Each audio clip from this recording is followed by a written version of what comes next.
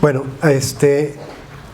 antes que se me olvide, ya nos pusimos de acuerdo bien, pero dentro de 8 días vamos a tener un servicio especial. Un servicio dedicado a las mamás. Así es que para que ustedes, si gustan, puedan invitar a otra mamá. Vamos a celebrarles el Día de las Madres el próximo domingo juntos aquí. Y esperamos tener pues algunas sorpresas para ustedes. Así es que por favor, no falten mamás, ¿ok? Y pues las que no son todavía mamás, pero ya saben qué son, también están invitadas, ¿verdad? ¿Ok? Y los papás, por supuesto, o esposos, todos invitados. Vamos a tener un servicio especial entre 8 días, ¿ok? Y al final, si gustan, ponerse de acuerdo con mi esposita bella. Para quienes no saben quién es mi esposita bella, es esa guapísima muchacha que está ahí atrás, de blanco, sonriendo muy bonita. Ella es mi esposa. Bueno. Ok, y al final de hoy tenemos la Cena del Señor. Como saben, cada primer domingo de mes celebramos nosotros la Cena del Señor. Así es que vamos a procurar estar con el corazón muy dispuesto, ¿ok? Les voy a pedir que por favor vayamos al libro de Mateo, en el capítulo 5. Seguimos nuevamente con nuestra serie llamada El Sermón del Monte. Y el Sermón del Monte es una serie de enseñanzas de nuestro Señor Jesucristo, como ya lo hemos estado enfatizando, que hacen referencia a los principios fundamentales que rigen al reino de los cielos. Al reino de los cielos nos referimos no al tiempo en el que vamos a estar, por supuesto, en la presencia del Señor en la eternidad, sino a lo que ya sucede entre nosotros, que es el Espíritu Santo transformando vidas, salvando a través de la locura de la predicación. Y para que ustedes tengan una perspectiva y tengamos una perspectiva del reino, hemos dado la tarea de estudiar juntos el Sermón del Monte. Así es que ya hemos comenzado con el preludio del Sermón del Monte, que fueron las bienaventuranzas, y ahora cada vez nos adentramos más a este fascinante tema y esta serie de enseñanzas de Jesucristo que nos van describiendo a detalle cómo son los ciudadanos del reino. Porque déjenme decirles, los principios que rigen al reino de los cielos definen a los que son ciudadanos del reino de los cielos. En este caso, a ti y a mí. Así es que vamos a continuar con esto. Mateo capítulo 5, versos del 17 al 20, por favor. Una vez más, bienvenidos. Qué bueno que estamos juntos y poder estudiar juntos la palabra de Dios. Dice así, Mateo 5, 17 al 20. No piensen que he venido para abrogar la ley o los profetas. No he venido para abrogar, que es la palabra katalúo, que significa destruir o arruinar, sino para cumplir, porque de cierto les digo que hasta que pasen el cielo y la tierra, ni una jota ni una tilde pasará de la ley, hasta que todo se haya cumplido. De manera que cualquiera que quebrante uno de esos mandamientos muy pequeños y así los enseñe, y así enseña a los hombres, muy pequeño será llamado en el reino de los cielos. Mas cualquiera que los haga y los enseñe, este será llamado grande en el reino de los cielos, porque les digo que si su justicia no fuere mayor que la de los escribas y fariseos, no entrarán en el reino de los cielos. Amén. Que el Señor bendiga su palabra preciosa. Ya Male nos hizo favor de orar por el mensaje y todos estamos atentos, ¿verdad? Muy bien. La ley tenía como propósito número uno, revelar el carácter sagrado de Dios. En muchas ocasiones la Biblia nos enseña que Jesús, o más bien Dios, demanda santidad porque Él mismo es un Dios santo, ¿verdad? Dice Levítico capítulo 20, versos 7 al 8, por favor. Levítico capítulo 20, versos 7 al 8.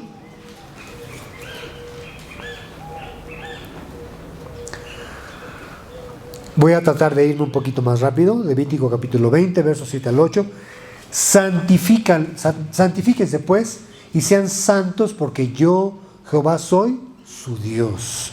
Y guarden mis estatutos y pónganlos por obra, yo, Jehová, que les santifico. Otro propósito de la ley era para apartar a Israel y hacerlo diferente a las demás naciones. Ve conmigo a Éxodo capítulo 19, verso 5, por favor. Éxodo capítulo 19, verso 5.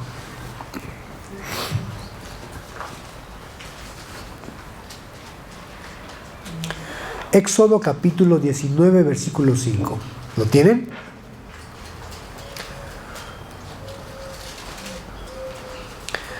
Y dice así: si dieren oído a mi voz y guardaren mi pacto, ustedes serán mi especial tesoro sobre todos los pueblos, porque mía es toda la tierra. Otro propósito de la ley era revelar el pecado. Acompáñame a Romanos capítulo 3, versículo 20, por favor. Solo vamos a leer la segunda parte del versículo. Romanos capítulo 3, verso 20.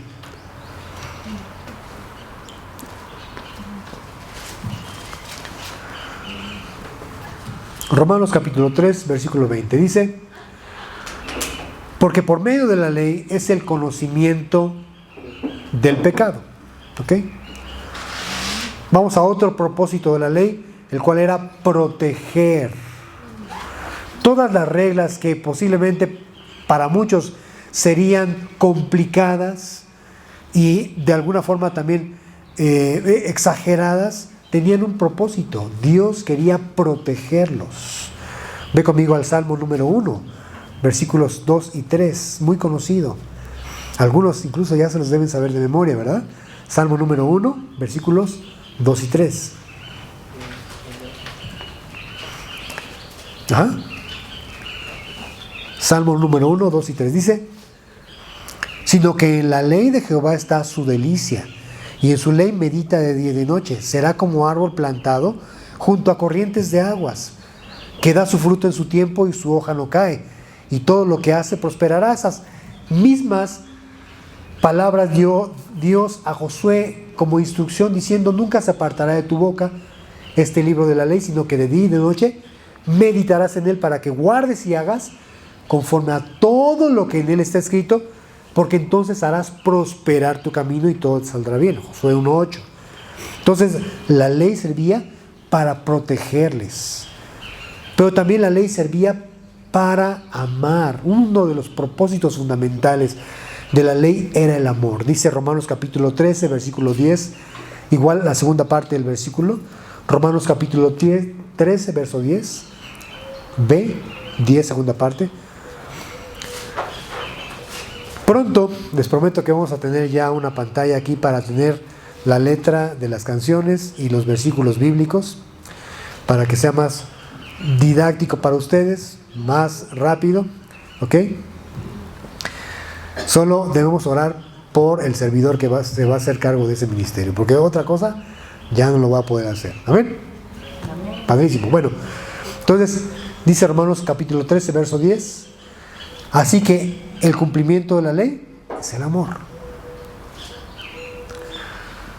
Otro propósito de la ley era revelar a Jesucristo. Yo creo que el principal propósito de la ley era revelar a Jesucristo. Romanos capítulo 10, verso 4.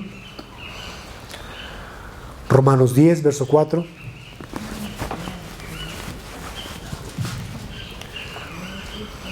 Dice: porque el fin de la ley es Cristo, para justicia a todo aquel que cree. Por eso, qué importante es este versículo.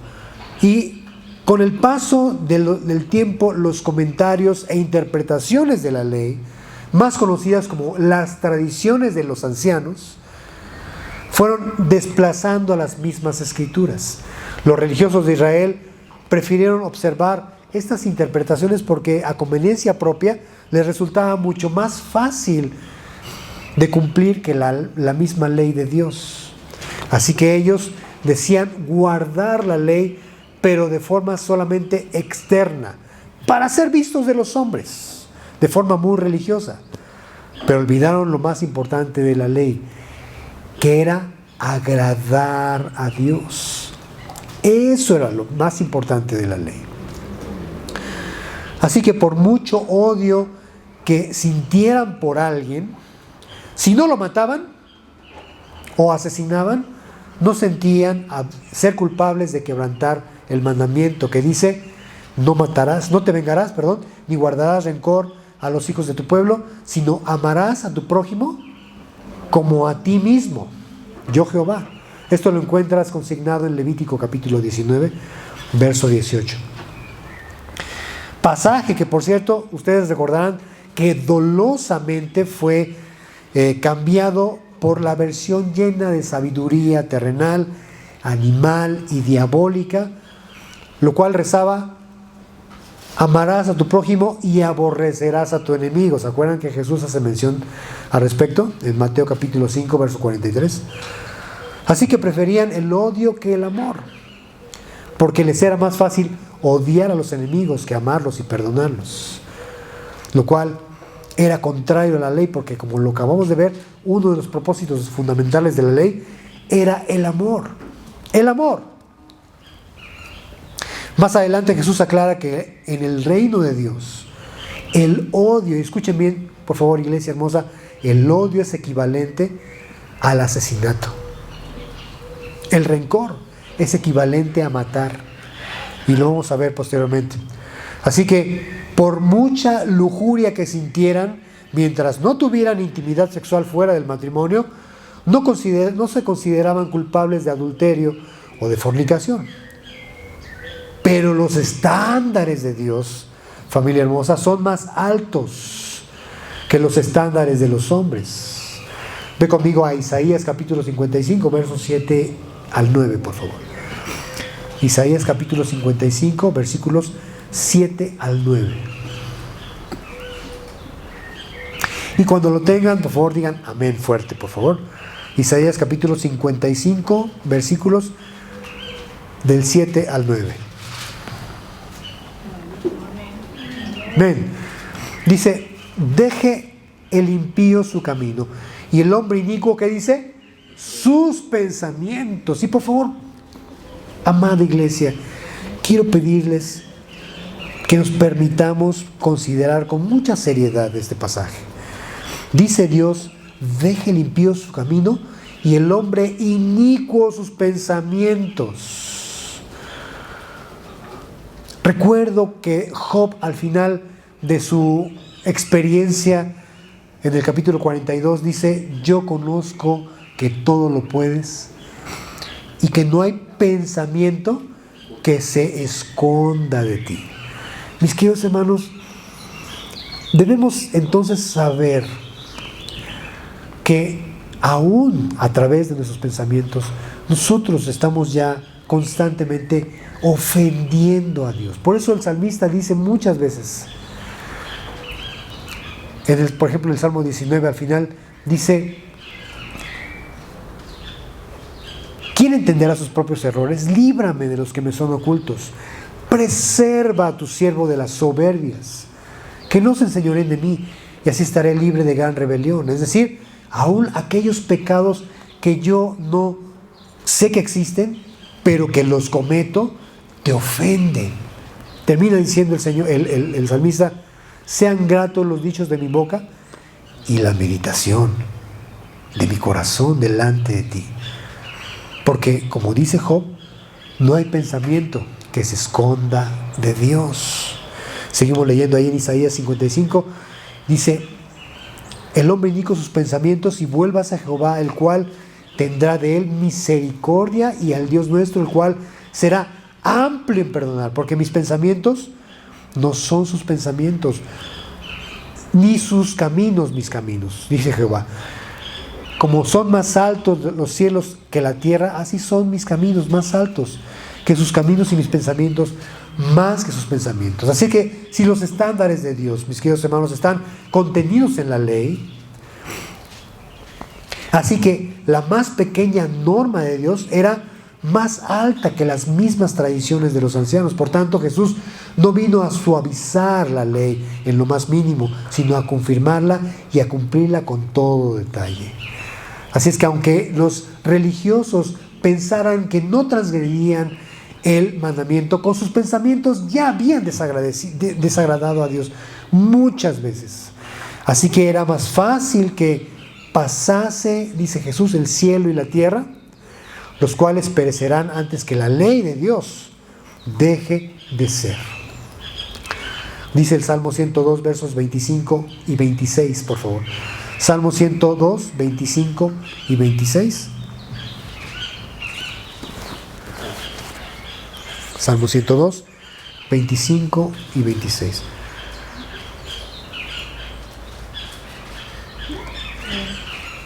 Desde el principio, dice la palabra de Dios, desde el principio tú fundaste la tierra y los cielos son obra de tus manos.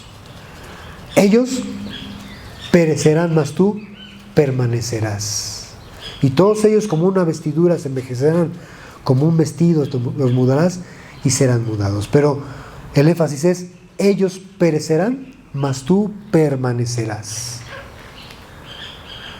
Así es que si algo debemos tener en cuenta y estar seguros, familia bella, es que las escrituras siguen teniendo vigencia hasta el día de hoy. ¿Alguien creerá que por el hecho de haber sido escrita en un periodo de 1500 años, desde Moisés, y haberse concluido, digamos, de escribir al final del primer siglo, con eso, pues ya pensarían que es obsoleta, ¿verdad? O que ya no tiene validez? Lo que no saben es que las escrituras son más actuales que el periódico de mañana. De hecho, como alguien lo ha declarado, el libro de los Hechos aún sigue escribiéndose, porque este relata no los hechos de los apóstoles, sino los hechos del Espíritu Santo en los apóstoles y en el resto de los cristianos. Así es que mientras Jesucristo no ha venido por su iglesia, mientras Jesucristo no regrese por su iglesia, todavía el libro de los Hechos sigue siendo escrito. Y tú y yo formamos parte de eso. Tú y yo somos los protagonistas, junto con el Espíritu. Bueno, el Espíritu Santo es el protagonista, quiero decir, pero ustedes y yo formamos parte del elenco del libro de los Hechos. Así es que arrepiéntanse, porque el reino de los cielos se ha acercado. Esas eran las palabras de Juan el Bautista, el heraldo que vino a anunciar la venida, la primer venida de Jesucristo, y fue abriendo camino para que todo el pueblo de Israel lo recibiera. Más tarde, el mismo Jesús, al principio de su ministerio, diría las mismas palabras: arrepiéntanse, porque el reino de los cielos se ha acercado. Así es que esto, cuidado, esto resulta ser un anuncio demasiado serio, muy importante. ¿Cómo crees que el pueblo de Israel lo haya recibido? ¿Cuál era la actitud y la postura del pueblo de Israel cuando recibieron esta noticia? Porque a quienes habían estado esperando, el que había sido anunciado por los profetas, tenía ahí su cumplimiento. Jesucristo venía por primera vez. Y el apóstol Pablo al respecto dice: no se conformen a este siglo, sino transfórmense por medio de la renovación de su entendimiento. Es decir, dejen sus malos caminos, dejen el pecado, porque el Señor viene. Estas eran las palabras de los escritores del Nuevo Testamento, del principal de los profetas del Antiguo Testamento, Juan el Bautista. Así que se cumplía en ese momento, por lo cual era necesario exhortarles a escudriñar sus caminos y buscar y volverse a Jehová, porque se habían rebelado con B de bueno y habían sido infieles, como lo dijo el profeta Jeremías en Lamentaciones capítulo 3, verso 40 y 42. Entonces, ¿cómo piensas tú que Israel, ese Israel del primer siglo, recibió esta noticia? ¿Crees que verdaderamente esperaban al Mesías? Seguramente muchos de ellos ya se habían olvidado de la promesa. Pero con esto podemos comprobar que ni una jota ni una tilde pasará de la ley hasta que todo se haya cumplido. Si los profetas anunciaron a Jesucristo y tuvo cumplimiento, y más adelante hubo otras promesas como la venida del Espíritu Santo en Pentecostés y otras más que se fueron cumpliendo, hasta la fecha todavía se seguirán cumpliendo. Tanto profecías del Antiguo Testamento como del Nuevo Testamento. Así es que ni una jota ni una tilde pasará de la ley hasta que todo se haya cumplido. Y una jota se traduce de la palabra iota del griego, la letra más pequeña del alfabeto griego, valga la redundancia, lo que en la voz hebrea era yud, que era la letra más pequeña del alfabeto hebreo. Es decir, quienes estaban oyendo a Jesús, porque él estaba hablándoles en hebreo, estaban entendiendo que la letra más pequeña que él estaba mencionando era esa, yud, que es la 10ª del alfabeto hebreo. Mientras que la tilde podría ser algo parecido a un simple acento que nosotros conocemos. En otras palabras, no solo que la letra más pequeña no será borrada, sino que incluso la parte más pequeña de una letra no será quitada de la ley, al menos hasta que todo se haya cumplido. Por eso reitera Jesús en Mateo 24:35, no lo busquen, muy famoso: el cielo y la tierra pasarán, pero mis palabras no pasarán. Así es que el título de esta charla, vamos a decirle charla, va a ser esta: mis palabras no pasarán.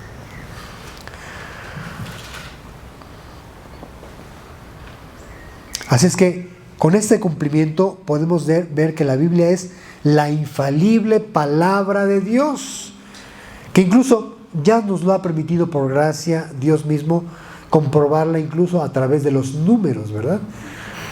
Que fue una clase muy interesante la que tuvimos hace algunas semanas atrás, para poder comprobar si era necesario científicamente que la Biblia es la palabra de Dios y que no tiene error alguno. Por tanto, aún la parte más pequeña de cada parte de la ley, digamos el puntito de la I latina de nosotros, aún esa va a ser cumplida al pie de la letra. Por tanto, dice el Señor en el verso 19, estamos en Mateo capítulo 5, de manera que cualquiera que quebrante uno de estos mandamientos muy pequeños, y así enseña a los hombres, muy pequeño será llamado en el reino de los cielos. Mas cualquiera que los haga y los enseñe, este será llamado grande en el reino de los cielos. Recuerdo al escriba Esdras, que al principio de ese, digamos, de esa secta o de ese grupo religioso, era un corazón genuino delante de Dios. Acompáñenme por favor a Esdras capítulo 7, por favor.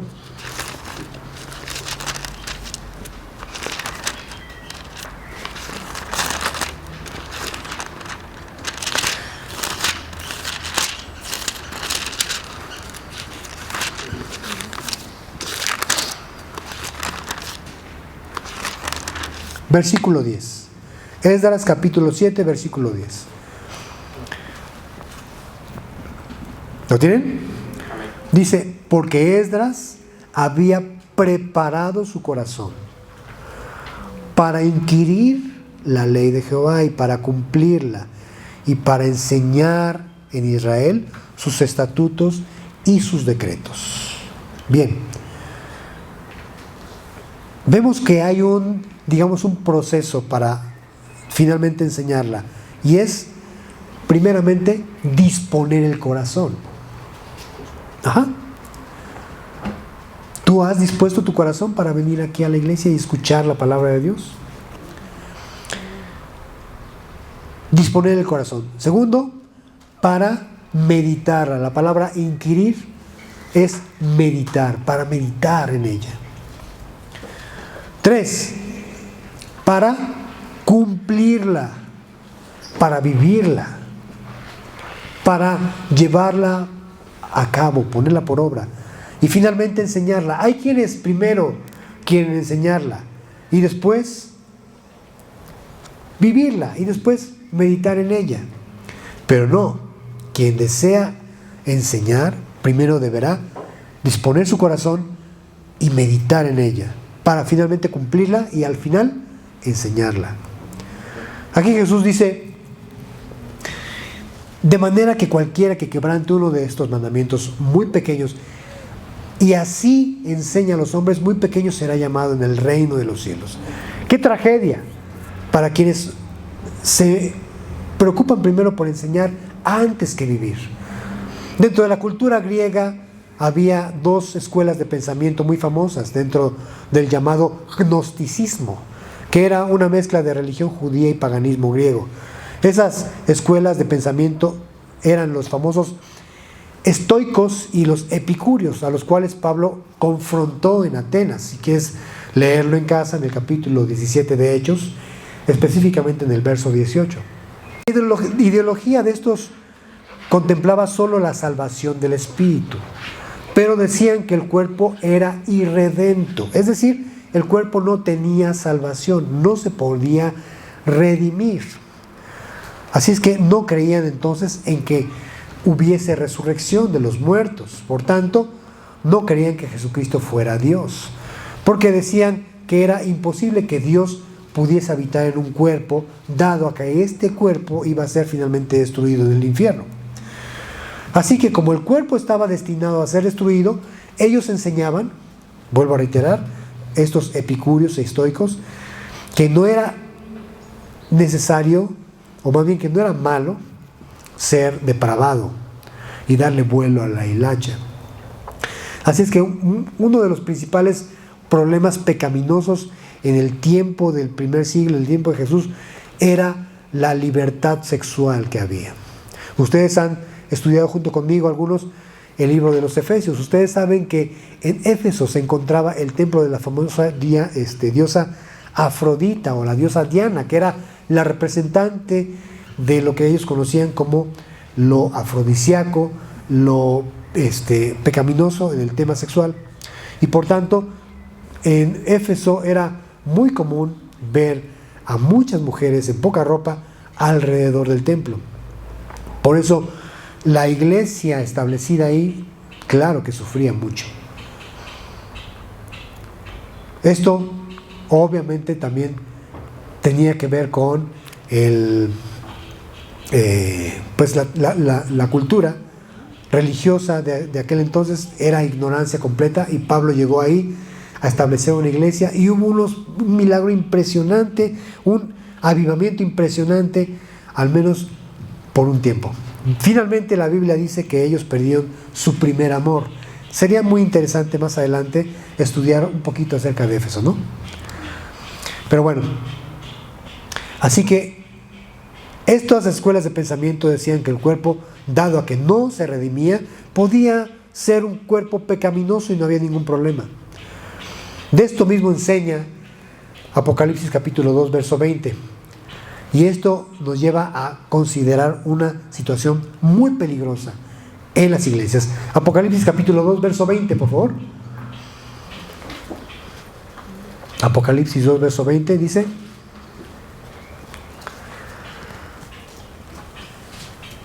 pero tengo unas pocas cosas contra ti, que toleras que esa mujer, Jezabel, que se dice profetiza, enseñe y seduzca a mis siervos a fornicar y a comer cosas sacrificadas a los ídolos. Es lamentable que la iglesia no ha escapado a el tipo de pensamiento que muchas veces está alrededor de la rebeldía. Dice el pasaje más importante del libro de los Jueces que todo mundo hacía en el tiempo de los jueces lo que bien le parecía, de modo que cada uno se regía por sí mismo, no estaban sujetos a ninguna autoridad. Por tanto, cada uno hacía lo que consideraba mejor. Lamentablemente la iglesia no ha sido clara en ese respecto. De hecho, muchas veces se ha sido negligente y no se ha sido lo suficientemente clara para poder enseñar al respecto de este sentido. Por tanto, muchas congregaciones dudan o se rehúsan a disciplinar o a exhortar a sus miembros. Cuando estos son sorprendidos en alguna falta, ya sea de carácter inmoral o deshonesto, o incluso cuando hay una falsa enseñanza, por temor a perder miembros, por algún tipo de apoyo, por ser tachados de religiosos o de anticuados, y se minimiza el pecado. Algunos dicen que la salvación no se pierde, así que quienes afirman que la salvación no se pierde, pueden entonces considerar que el pecado puede ser perdonado al final de cuentas, ¿no? Si no se pierde, no pasa nada porque finalmente Dios me va a perdonar. Pero el Señor dice en el verso 20 de lo que estamos leyendo, Mateo capítulo 5, porque les digo que si su justicia no fuere mayor que la de los escribas y fariseos, no entrarán en el reino de los cielos. Y entonces tú podrías imaginarte cómo es que ellos pensarían, híjole, pues si un fariseo o si un religioso no es justo, es honesto, es pues alguien dedicado a Dios, ¿cómo voy a ser yo más justo que él? Ellos tenían, por supuesto, una apariencia. Y de esta manera lograban convencer a las personas de que eran piadosos. Pero como ya lo dijimos, solo querían ser vistos por la gente. Y esa clase de justicia, ya lo hemos dicho anteriormente, es la que a Dios no le agrada. La exhibición externa, como la de los fariseos, que en realidad eran ladrones, autoindulgentes, inmundos, sin ley, asesinos y sobre todo enemigos de Dios. Porque déjenme decirles, queridos hermanos, y ya lo hemos hecho mucho hincapié al respecto, no basta solamente con decir creer, porque muchas veces todo aquel que dice creer permanece todavía en las filas de los enemigos de Dios. Y si tú no lo crees, acompáñame por favor a Juan capítulo 8, Evangelio de Juan en el capítulo 8.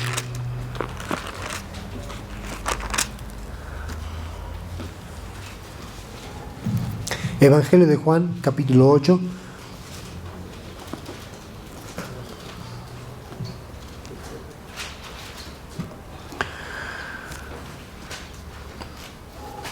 Narra el contexto de este capítulo.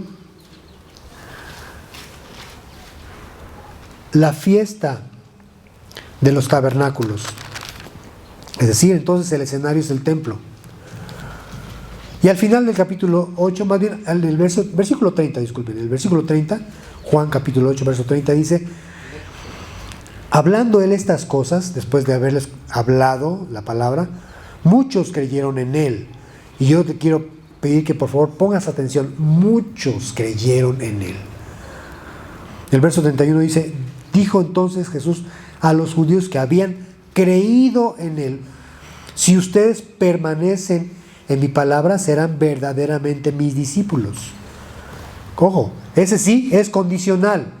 Si ustedes, ¿verdad?, permanecen en mi palabra, así serán verdaderamente mis discípulos. Entonces, una característica de los que son discípulos, a diferencia de los que son creyentes, es que permanecen en la palabra. ¿Y qué significa eso de que permanecen en la palabra?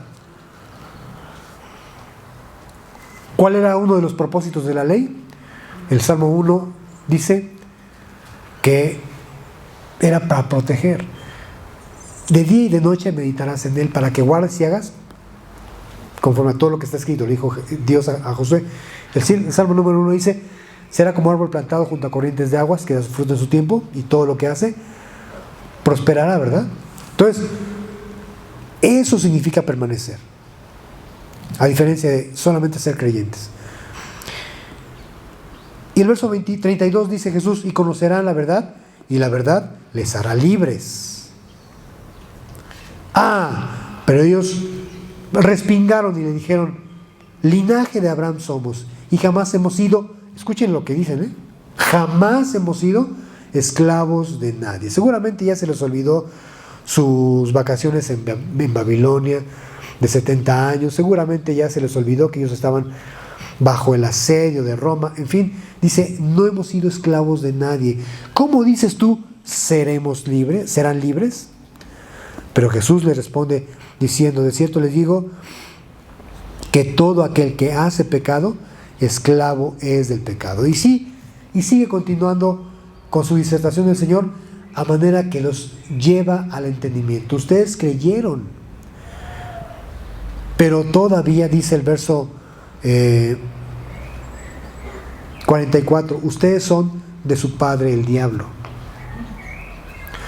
Por eso les vuelvo a repetir, muchas veces el solamente creer, y ojo, no quiero decir que creer sea malo, la Biblia dice que es necesario creer, ¿verdad? Sin fe es imposible agradar a Dios, dice Hebreos 11:6.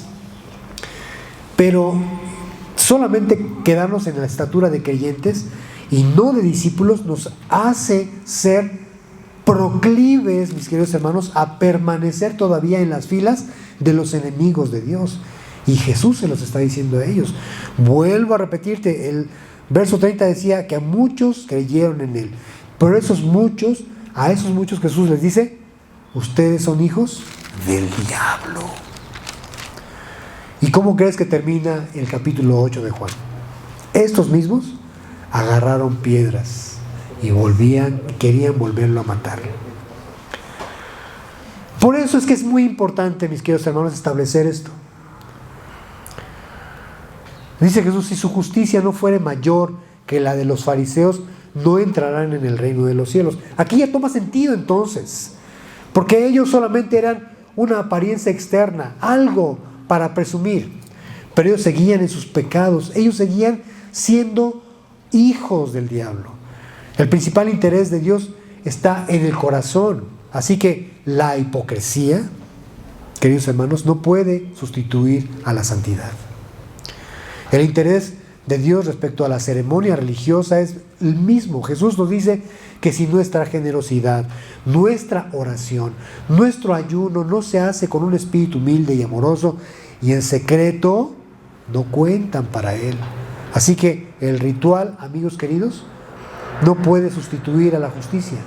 Vuelvo a repetir, la hipocresía no sustituye a la santidad, ni el ritual sustituye a la justicia. Conclusión. Por tanto, como Pablo dice en Romanos capítulo 7, verso 12, acompáñenme por favor, Romanos capítulo 7, verso 12.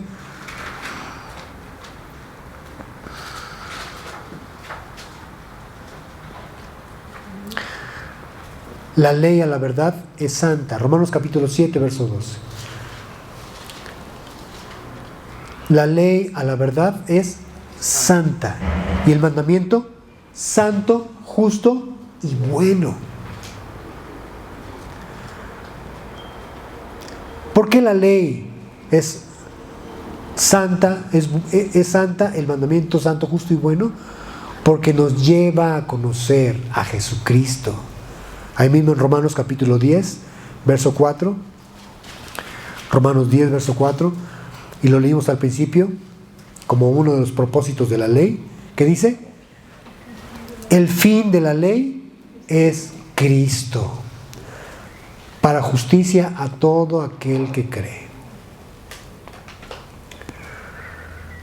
Ciertamente, solo Jesús pudo cumplir con todas las exigencias de la ley, llevando en sí mismo el peso de la pena impuesta por la ley. Para nosotros, queridos hermanos, la ley demandaba justicia a todo aquel que era pecador. Pero Jesucristo, al cumplir perfectamente la ley, nos hizo a nosotros justos, es decir, nos imputa a nosotros su justicia.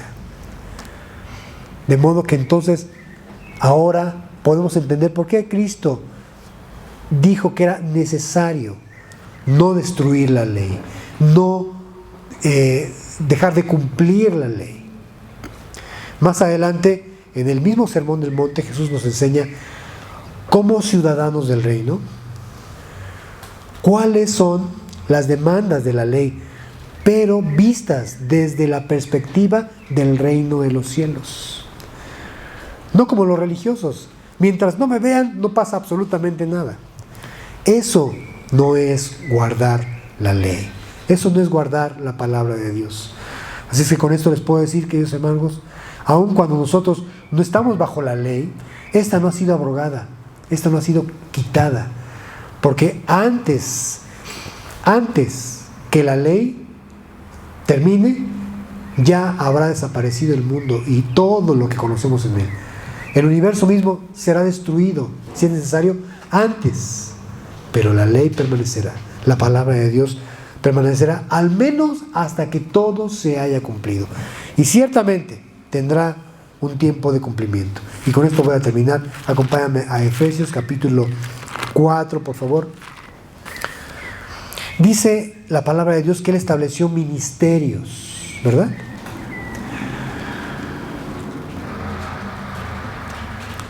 Los ministerios que llaman de la ascensión, los principales ministerios, los más importantes para la edificación de la iglesia, para la edificación del cuerpo de Cristo. En el verso 11 dice, y Él mismo constituyó a unos apóstoles, a otros profetas y a otros evangelistas, a otros pastores y maestros, a fin de perfeccionar a los santos. Ese es el propósito de cada ministerio, de estos 5 ministerios. Perfeccionar a los santos para la obra del ministerio, capacitarles pues para la edificación del cuerpo de Cristo. Cada uno de estos, queridos hermanos, contiene el mandato de hacer discípulos. Si hablamos, por ejemplo, de los apóstoles, ¿cuál era la tarea de los apóstoles? Establecer iglesias, lo mismo que hoy podemos decir hacen los misioneros, ¿verdad? ¿Qué hacían o cuál es el ministerio profético? Declarar la palabra de Dios. ¿Cuál es la tarea de los evangelistas? Llevar el evangelio a personas que no conocen de Dios, anunciar las buenas nuevas. ¿Qué hacen los pastores? Apacentar la grey de Dios con la palabra, dándoles el alimento, dándoles a abrevar de la palabra de Dios. Y finalmente los maestros, que nos instruyen acerca de la palabra de Dios. Así es que yo puedo decirles que este pasaje nos habla de la Biblia y nosotros como iglesia. ¿Ok? Pero entonces estos, dice, fueron hechos para perfeccionar a los santos, para la obra del ministerio, para la edificación del cuerpo de Cristo, hasta, y aquí está, ahí, hasta que todos lleguen a la unidad de la fe, o lleguemos, dijo el otro, y del conocimiento del Hijo de Dios, a un varón perfecto, a la medida de la estatura de la plenitud de Cristo. Hasta ese momento tendrá o será necesario no saltarnos ni una tilde ni una jota de la ley, de la palabra de Dios. Cuando esto ya haya sucedido, dice 1 Corintios capítulo 13, que las profecías se acabarán. Todo se terminará. Apocalipsis capítulo 10, me parece, dice que habrán de cesar las profecías y los misterios habrán terminado, se habrán cumplido. Es decir, todo lo que hoy predicamos, sí, algún día dejará de ser, pero ahorita sigue vigente y estamos todos llamados a guardarlo en nuestro corazón. Conclusión para mí, queridos hermanos, y la propuesta que yo les hago al respecto de este tema es: no podemos nosotros arrancarle páginas a la Biblia. Posiblemente haya cosas que a nosotros no nos agradan.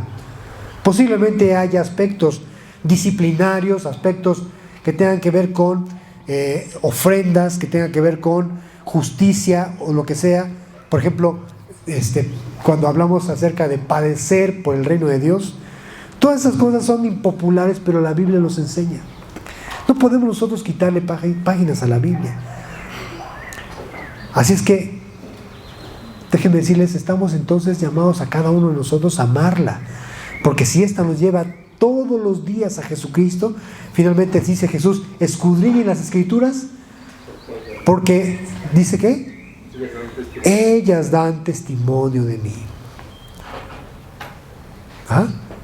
Entonces, por esa razón, podemos concluir, toda la palabra, del Génesis hasta el Apocalipsis, es palabra de Dios. No podemos menospreciarla en ningún sentido. Todos los símbolos que ves en el Antiguo Testamento, en el tabernáculo, aún hasta los tornillos y los clavos que representan a Jesucristo, todos se cumplirán al pie de la letra. Tengamos temor. Y si la Biblia nos dice qué es lo que no le agrada a Dios, hermanos, ¿por qué ignorarlo? ¿Por qué no tomarlo en cuenta? ¿Por qué no permitir que Dios a través de su palabra nos bendiga? Ya lo hemos visto, parte del propósito de esta es cuidarlos, protegerlos, bendecirlos. Bienaventurado el varón, dice el Salmo número 1, que no anduvo con consejo de malos, ni estuvo en camino de pecadores, sino ni en silla de escarnecedores ha sentado, sino que en la ley de Jehová está su delicia, y su ley medita de día y de noche. Será como árbol plantado junto a corrientes de aguas, que da su fruto en su tiempo y su hoja no cae, y todo lo que hace prosperará. Pero continúa diciendo, no así los malos, que son como el tamo que arrebata el viento. Por tanto, dice, no se levantarán los pecadores en la congregación de los justos. Entonces, por esa razón, queridos hermanos, yo les quiero animar a que no dejemos de meditar en la palabra de Dios. Esta cada día tiene cumplimiento y ante nuestros ojos lo estamos viendo. Podrías decir, bueno, pues siempre ha habido guerras, siempre ha habido hambres. Pues si quieres, pero hoy el Señor nos está mostrando claramente que su palabra se está cumpliendo día tras día y se seguirá cumpliendo. Amén. Padre Santo, esta es tu palabra, tú nos la has heredado, nos la has dado para que a través de ella podamos comprender tu carácter, podamos conocerte, podamos saber quién es nuestro Dios y lo que quiere de nosotros. Es nuestra regla de fe y conducta, Señor. Por eso el Señor anunció que no venía a suavizar ningún aspecto de la ley, nada de ello, sino que todo lo venía a cumplir. Es verdad que ninguno de nosotros como hombres puede guardar y cumplir toda la ley, pero Jesucristo sí pudo cumplirla al pie de la letra. Y como Él tomó nuestro lugar en la cruz, entonces esa justicia suya nos es imputada a nosotros. Dice tu palabra, Señor, aquel que no conoció pecado, por nosotros lo hizo pecado, para que fuésemos justicia de Dios en Él. Por eso, Señor, pido que más personas conozcan tu palabra y sean libres a través de ella, porque así lo dice Jesús, conociendo tu verdad serán libres, Señor.